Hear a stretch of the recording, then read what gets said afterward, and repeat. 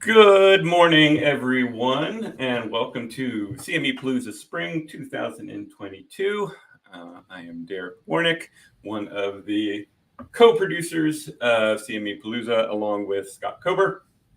I'm really excited for all of our sessions today. We have a really great agenda. We're already off to a much better start than we were in the fall when we accidentally posted the wrong link for the first session. Oops. All things are going better. So without further ado, let's move on to our second session of the day. Hey everyone, go deep. The power we have to support clinician well-being. Session today is sponsored by Integrity Continuing Education and Prova Education. Our presenters, who I will bring up here in a minute, are Donna Gabriel, Senior Director, U.S. Global Education at MedIQ, and Scott Weber, CEO of MedIQ. But before we get too far, of course, our sponsors of CME Palooza, a great big thank you to all of them. Our gold sponsors, Daiichi Sankyo, Med Learning Group, and PER. Our silver sponsors, Academy for Continued Healthcare Learning, Academic CME, Antidote Education Company, Adamant Medical Education, Hippocrates, Helio CME, Platform Q Health Education, Integrity CE, Prova Education, RedMed Ed, and Vindico Medical Education. And our bronze sponsors, Anderson CME, Bonum Continuing Education, CMEology, CME Outfitters, Excalibur Medical Education, Global Education Group, Infograph Ed, Integritas Communications, MedIQ, and Paradigm Medical Communications, Postgraduate Institute for Medicine, PrimeEd, PVI, RMEI Medical Education, and Right Medicine. 3 different ways you can ask questions. The standard 2, you can use the Creative Educational Concepts text line to send in a question, 267-6660-CME. You can also tweet your question using the CME Palooza hashtag. And a third option, which I'm not sure how well it's actually working, because I realized this morning you actually have to have a YouTube channel in order to use it, but if some of you have a channel and want to, go ahead. And that's by clicking on the Watch on YouTube link at the bottom left corner of the window, and you can actually use the YouTube chat function in there. I'll be monitoring all of those. Feel free to use whichever one is most convenient to you. Most people seem to like the text the best. Poll Everywhere, a big thank you to Array for supporting the Poll Everywhere audience response system. We won't be using it for this session, but we are using it for a number of other sessions within CME Palooza, so I wanted to make sure we gave them a thank you. And lastly, from me, our speaker disclosure slide. Any opinions, discussions, and or conclusions expressed are those of our panelists and do not represent an endorsement by or a position of their employer, its parent company, or affiliates. So with that, I am going to bring up the slides. Donna is actually running them today, and I will turn things over to Donna and Scott. Good morning. Thanks, Derek. Thanks for including us in today's discussion. Good morning to all of our colleagues in the CME universe, and look forward to seeing you all in a 3-dimensional format sometime soon. Just to get started here, for Donna and I and the rest of the MedIQ family, CME Palooza is a place of discovery for us. And it's sort of this open forum where we have creative and honest conversations that are focused on the meaningful topics in our world of CME. And at MedIQ, we're in the space right now of really trying to understand how best to educate our clinician learners whose well-being has been significantly impacted by the challenges of the last 2 years. It's a global pandemic, along with so many other internal and external factors that really are impacting, clinician well-being. And this is our topic for today. But before we get started, we would be absolutely tone deaf if we did not recognize that, while many of our healthcare providers, our learners, are experiencing significant challenges here in the United States, their colleagues in Ukraine are suffering from hardships beyond comprehension. And there are 4 organizations that MedIQ and our parent company, Coveris, are supporting to provide relief to these healthcare providers and the families in Ukraine. And Derek is going to provide links via the title slide page, as well as the agenda, and he'll be tweeting these out. But these four organizations are CARES Ukraine Crisis Fund, Project Hope, International Medical Corps, and Global Giving. And so we hope that all of our colleagues in the CME enterprise here will step up and provide some support to those in Ukraine, those healthcare providers who are desperate right now, along with the families and the citizens of Ukraine, and just give support because it's the right thing to do. And that is, we are a purpose-driven community, and it is the right thing to do. So we've had these conversations in the past where we recognize the significance of our community's response to what we call the urgency of the moment, right? The global pandemic. So we innovated and we mobilized and we created new models for teaching and learning. We sifted through reams of real-time data to bring critical information and education to our healthcare providers and their patients. And we did all of this in service to a vision of better healthcare for all. And as we navigate the pandemic's ebbs and flows, we continue to meet these demands of our learners as they continue to adapt to conditions on the ground. And we all know, we've heard it a million times, we see it in our daily lives. Our learners, these healthcare providers, are struggling. Stress, anxiety, loss of income, burnout, moral injury, fatigue, mental and physical exhaustion. All of this is impacting their ability to take care of their patients. And so we're holding ourselves accountable at MedIQ, and it really is sort of the focus for today. And we're asking ourselves this question: is our approach to education truly meeting our clinician learners where they are right now? In other words, are we designing and delivering education that takes into account their current state of well-being? And we've challenged ourselves with this question, and we open it up for discussion this morning. And I'll turn things over to my colleague, Donna. Donna? Thanks, Scott. Thank you for having us, Derek and Scott. We're really excited to be here. And so as we get started, we have a question that we'd like you all to consider. Does the current continuing education experience meet our learners where they are? So consider all the modalities, and this is just a few of them here, and think about how these modalities serve clinicians during our present state of the world. And as you process that question, and we'll give our feedback, but first there's some people that we would like you to meet. So we're going to introduce you to some of our learners. And so this is Alex. And I want to preface this by saying the names are different, but these are actually people I know and that I know in my personal life. So I'm not just making any of this up. So think about these people as, from the learner perspective, the people we serve. So this is Alex. He's an ER nurse in a large public hospital. He works about 50 hours a week. He worked in the COVID wing of the ER for 16 months. He's also pursuing a master's degree, and he's engaged, but helps care for his mother with dementia.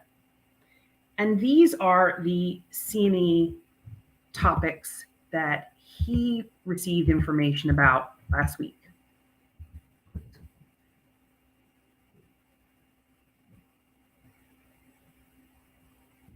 Then we have Nina. She's a pediatric oncologist. She's been in a community hospital for 10 years. She's also the assistant director of clinical research. So think about that responsibility on top of her oncology practice. She works about 50 to 60 hours a week. Last week, she lost 2 of her patients, ages 6 and 9. She's also married and has 2 kids of her own, who are 10 and 13. And this is the CME messaging she received last week.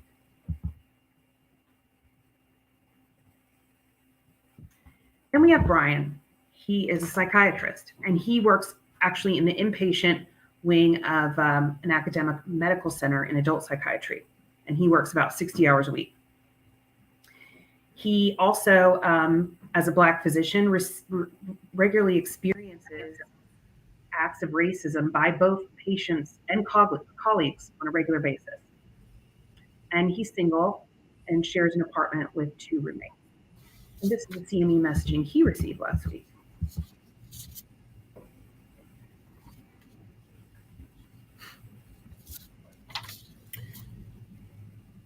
So Donna's sort of shaping this up for you. So we see what our learners are experiencing on a day-to-day basis, right? Long hours, a lot of stress, trying to balance their personal life and their work life. Some exposed to racism. Many are seeing patients dying from COVID throughout the day. Their world, their challenges right now are pretty profound. In our community, we continue to, in support and in service to them, we continue to provide continuing medical education so that they can get credit, get their credits so they can learn, retain, apply to practice, and hopefully take better care of their patients. And as we design this education, the question comes up, are we designing this education in a way that is in service to what they're experiencing now in their current well-being?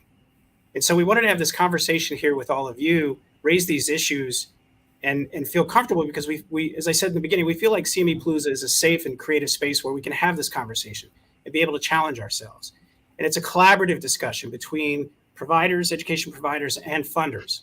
And it is necessary that we have this conversation because we build and fund education and service to our healthcare community together.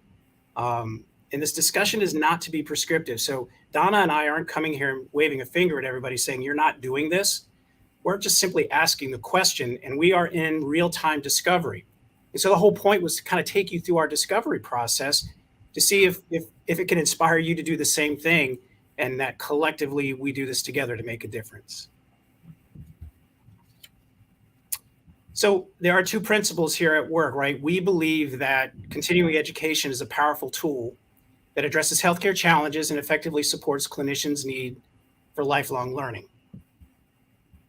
We also acknowledge that the world has changed, and it is imperative that we re-examine our approach to educational design to support clinician well-being.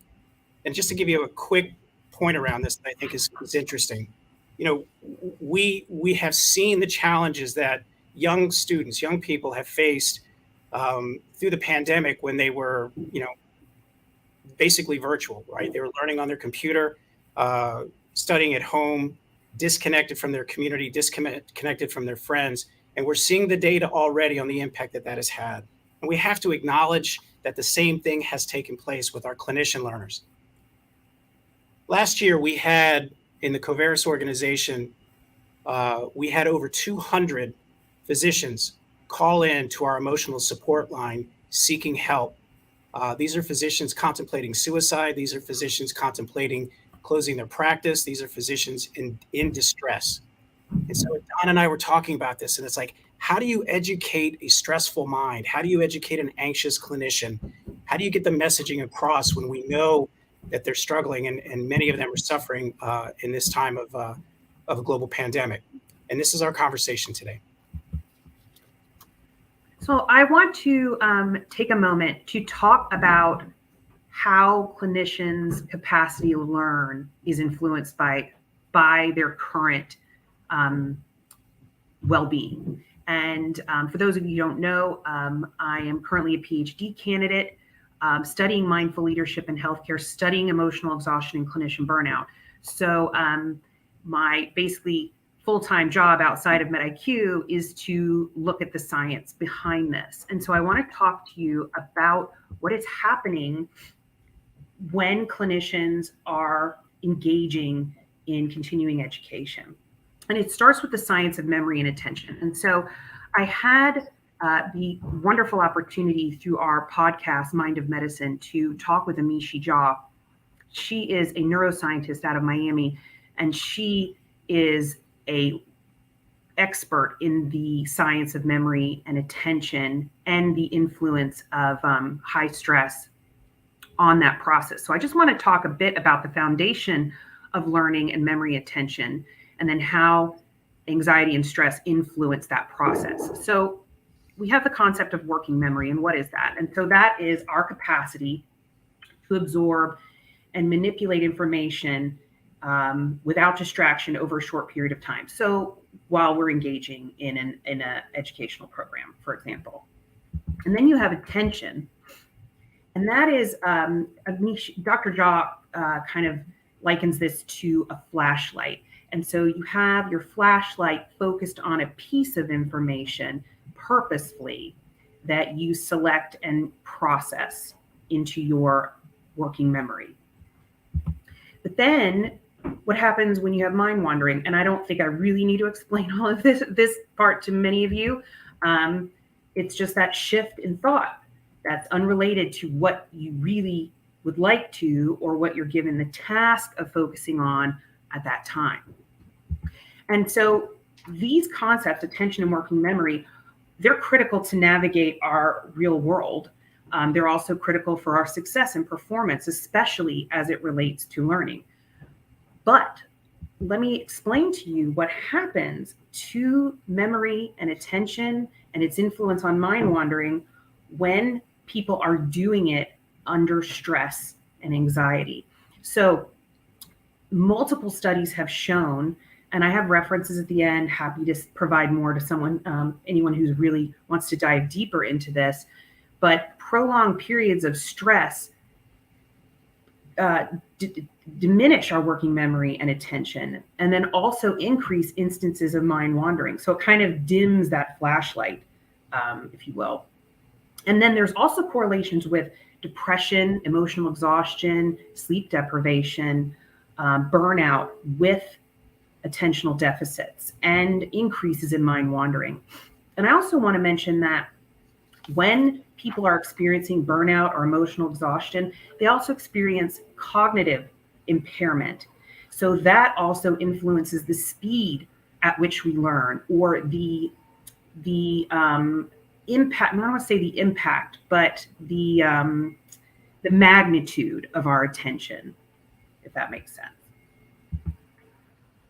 So clinicians have been experiencing burnout and anxiety and stress for years, and we've talked about this years ago. But then you usher in a global pandemic, and so what does that mean? And so a lot of studies have come out, probably in the past year mostly, but more are coming, as you probably are not surprised by. But the data right now is showing that there's higher rates of mental health challenges in clinical populations related to a variety of issues. And then nurses are really, really significantly impacted by COVID. And are experiencing high levels of PTSD. And I was having a really great conversation recently with a leader of a healthcare system in the Northeast. And he was talking about what is happening to nurses. And I also had the opportunity to speak with Cinda Rushton out of Johns Hopkins about this. And one thing you don't think about is he was saying a lot of these nurses were in these COVID units in the ER, and they might have been used to, before this, having a patient die every now and then. But what they were seeing was 5 to 10 patients were dying a day at the height of COVID. And these nurses were often the only people with that patient as they were passing. So imagine 5 to 10 times a day, you had to be the only person with someone as they passed away. And what do you think doing that day after day after day would do to your mental health? There's also clinicians that are experiencing financial consequences of COVID. And I talked about this at a previous presentation, but clinicians who had private practices or services that may have not been deemed necessary at the time of COVID had a lot of financial hardships and are still dealing with those at this time. And I also want to make sure we don't discount what is happening in medical school.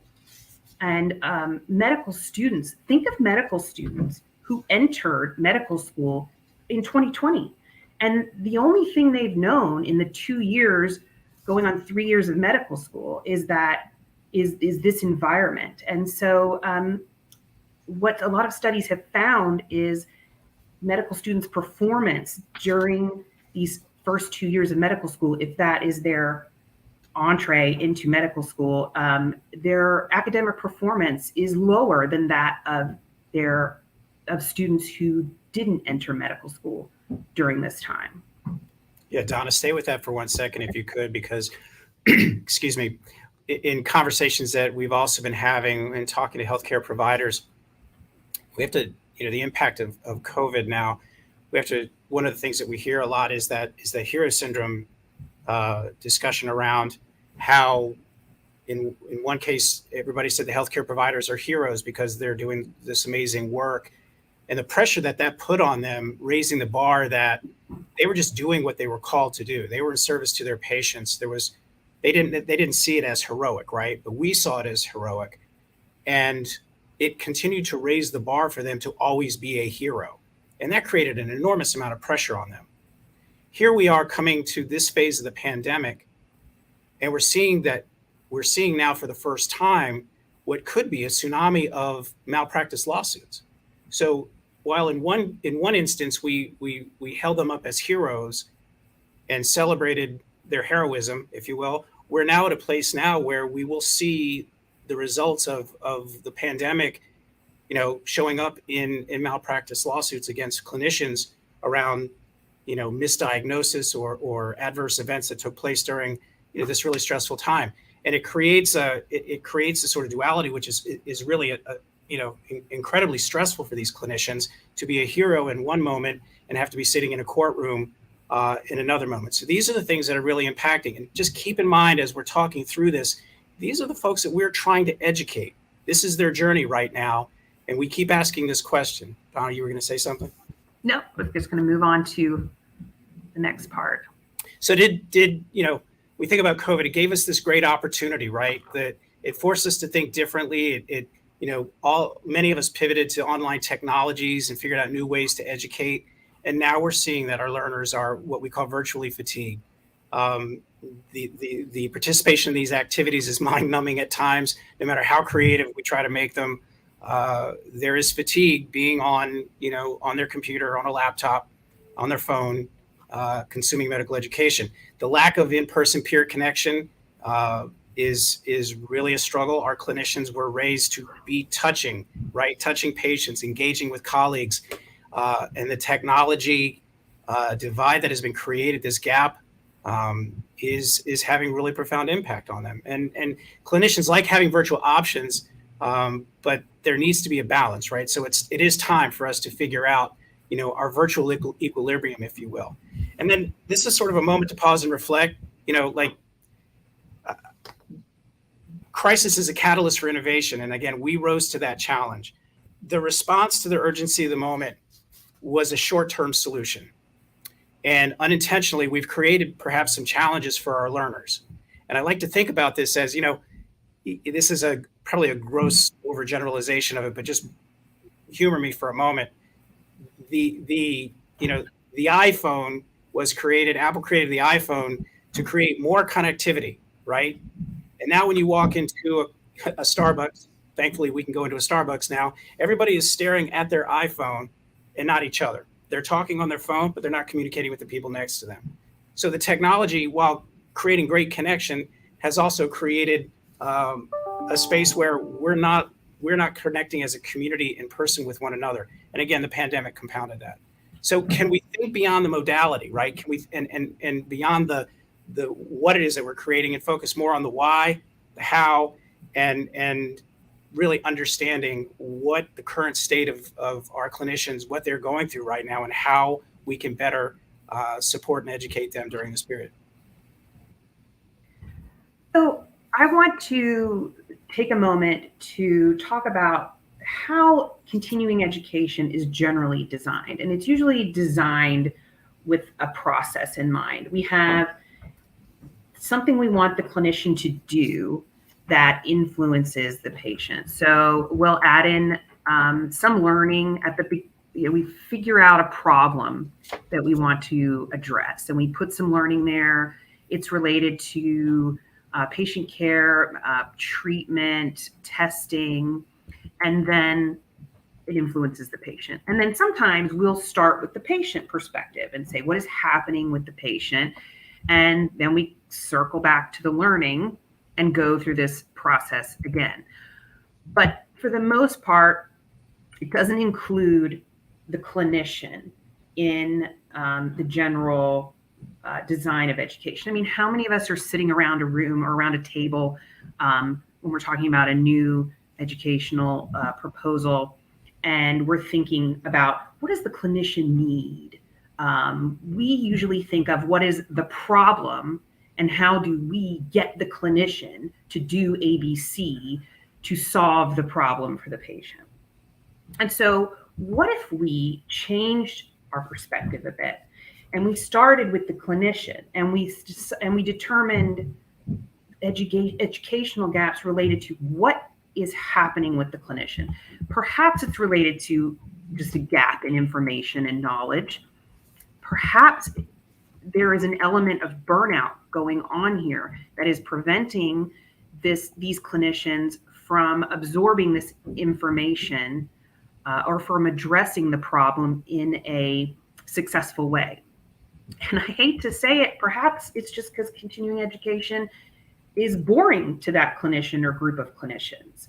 And they just don't want to engage in it, or when they do it, they don't feel a connection with it. And I'm going to probably throw it out there that this is probably a combination of all three of these. So what if we designed our education to give people information, but also to make them feel connected and supported and engaged to then address a problem successfully or make an optimal decision that then positively impacts the patient.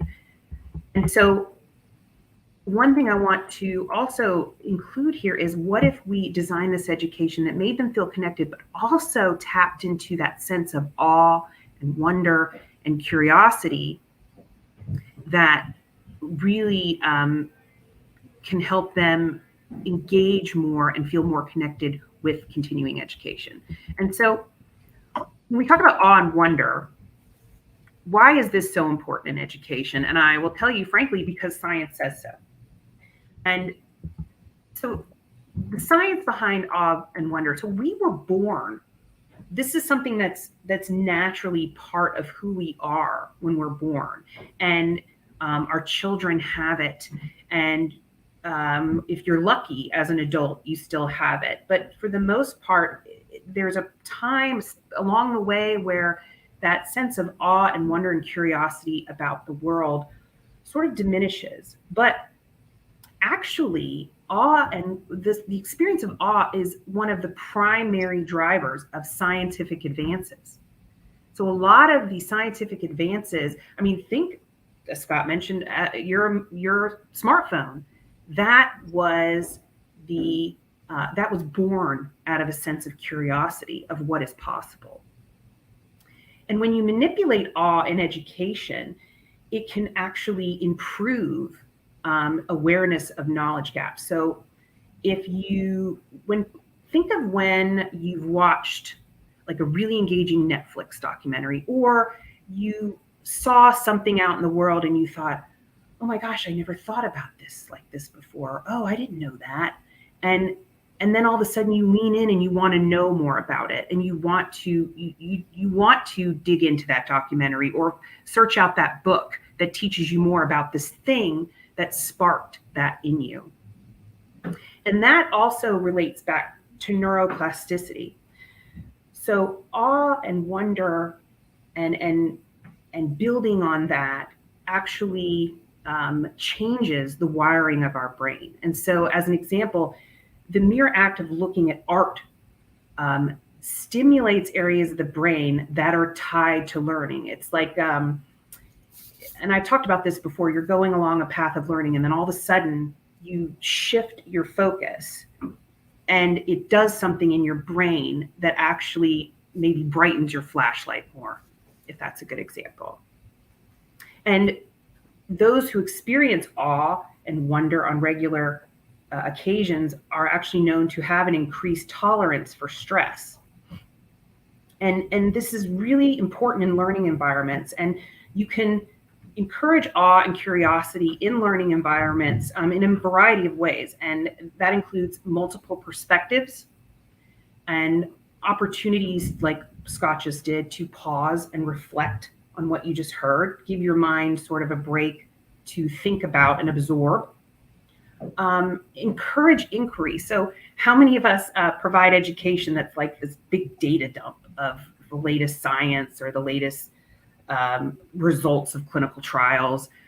But what if we peppered in there some moments of inquiry where people can stop and think about it? And then vulnerability is huge, huge. And we do not do this enough in education, in my opinion, where we back away from the expert teaching the non-expert, and we actually create this even playing field where experts are showing their vulnerability and encouraging others to share their vulnerability, which people are so scared to do. I mean, if any of you heard about Brene Brown, that's all she talks about.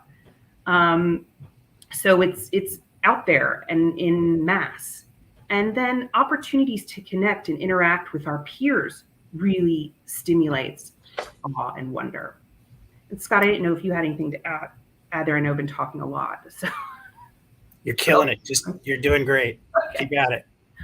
I am both in awe and wonder of you. And so can you tell I get excited about this? it's great. I nerd out on this. I know my husband tells me this all the time.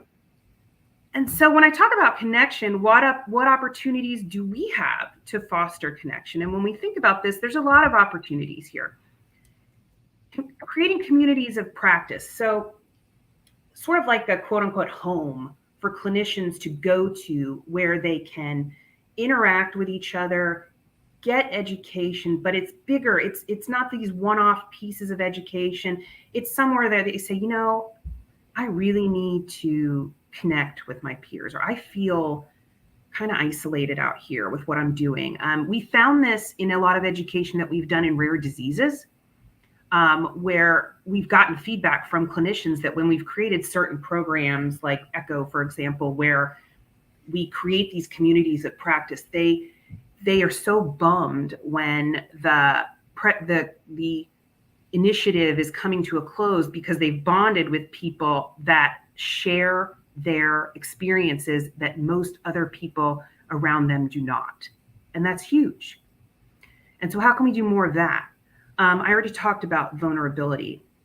Storytelling is really huge and impactful in education. And I think about my children. I have a 6-year-old and a 4-year-old, and how they learn and how they tell stories about my son was just telling me about Abraham Lincoln the other day, and he was telling me the story of his life, and he just it sticks in his brain. All he talked about for a week was Abraham Lincoln.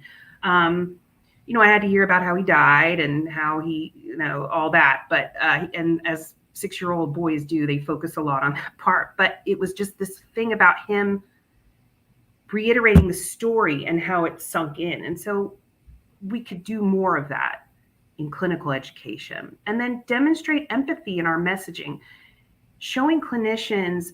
And I feel like sometimes we think we just need to get right into the data, get right into the science. But what if we wove in moments in education where we connected with these clinicians and said, we are here for you. We are not separate from what you're doing. We are your allies, your partners. We are holding you right now, and come with us in this educational journey for 30 minutes, if you will. On to you, Scott. So this idea of where do we go from here, right? So Don, if you could just go ahead and click through all the bullets here just to move forward. I want to get into a place. This is a rant that I'm kind of doing right now. So those of you who know me know that I tend to have a soapbox that I stand on, partly because I'm short, but also because I'm passionate about some of these issues. And it goes like this. You know, we, all of us, but specifically, I think, and most importantly here in the CME community, I think we have this responsibility to not go back to the way we used to do things, right? So we pivoted pre-pandemic. We went into a new space, again, in response to the urgency of that moment. And we have to challenge ourselves to say, okay, do we go back now that things are starting to get better? Do we go back to the old way of doing things? Or do we learn from our experience and continue to innovate out of where we are right now?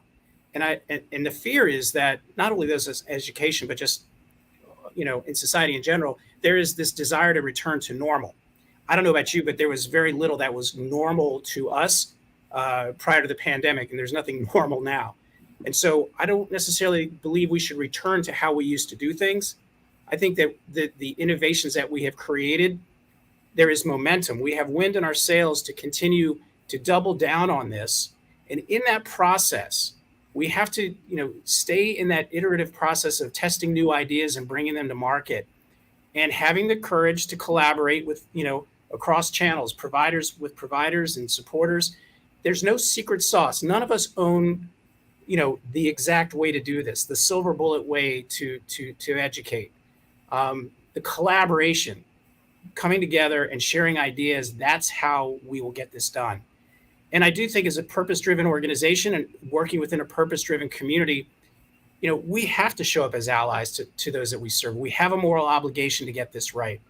And so as you think about this conversation today, it goes back to understanding what our clinicians are going through, understanding the concept of clinician well-being, the forces at work that impact their ability to learn, and be able to design education from a learner-centric perspective, keeping those clinicians in mind as we develop the content, the platforms, and what we're asking of them in that experience.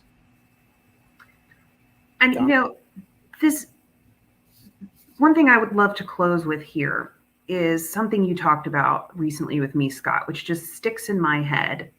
And it's that, imagine if we continued to do things as we've always done. We put the same educational designs out there that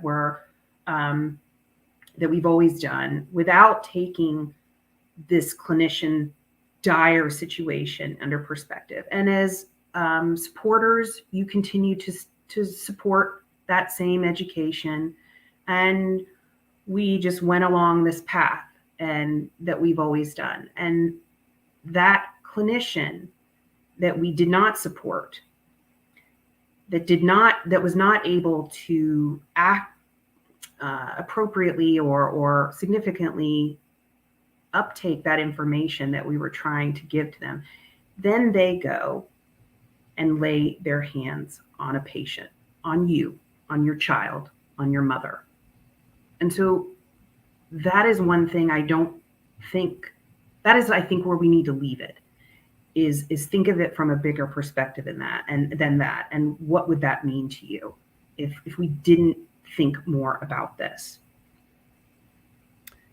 It's a good point. Derek, your question, how successful have we been in getting our faculty to portray vulnerability? And how do we achieve this? Any tips or examples?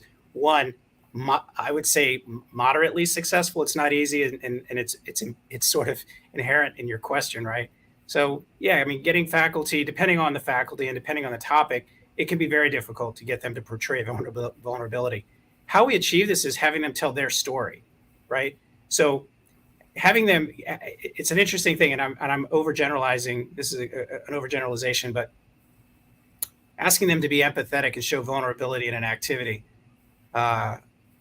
is difficult. Having them share their journey, their story, where they've struggled, right?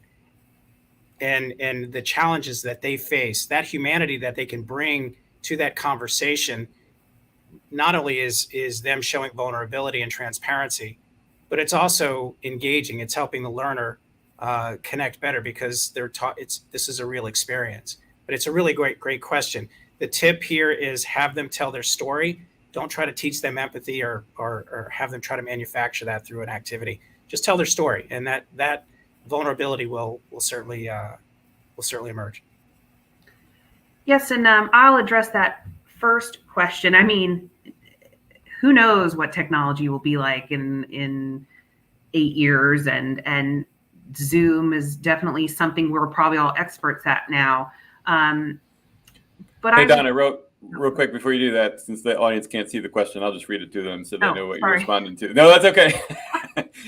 There was a question that came in through our Creative Educational Concepts text line that asks, slightly morbid, but anyway, a new pandemic arises in 2030. We're all stuck at home again. What can we as CE providers do better for clinicians compared to what we did in 2020? I guess with hindsight being 2020. What can we? This feels like sort of a summary of what you've already been talking about, but. Yeah, and I will just start. So obviously, I'm probably a Zoom expert at this point, but I'm not a StreamYard expert at this point. So I assumed everyone was seeing what I was seeing. But it all goes back to what we just said before. Looking at ways, if we're all stuck at home again, how can we pepper in connection and vulnerability? And that communities of practice, you can do that virtually easily. By giving people a place that they can go.